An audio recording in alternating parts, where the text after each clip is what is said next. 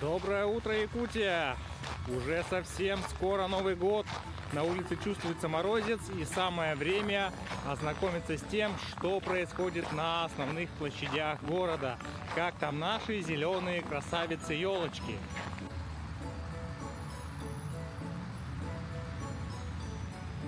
На площади Республики елочка в процессе установки. Точнее, установлен каркас. Внизу мы видим основание утяжеления, ствол елочки и, конечно же, верхушка. Здесь елочка начинает расти сверху вниз, и мы уже видим пушистую, замечательную верхушку будущей новогодней красавицы.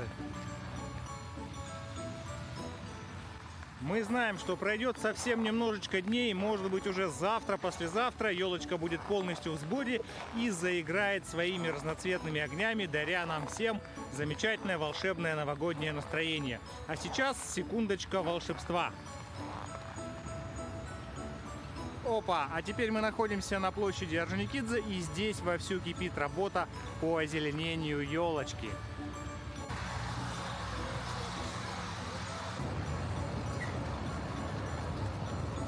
Мы видим, как тут задействована масса техники, множество людей. Елка практически обросла своими ветками.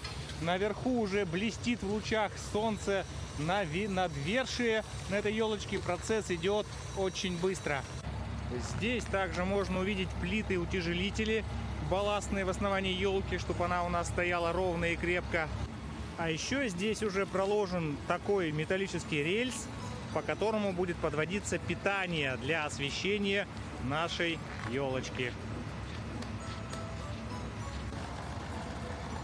Пока они не украшены, пока они не горят по вечерам, но я уверен, что у каждого, кто будет проходить мимо них на работу, на учебу или просто гулять, в душе где-то глубоко будет возрождаться, зарождаться предвкушение праздника, потому что Новый год — это все-таки самый теплый, самый семейный, самый лучший праздник.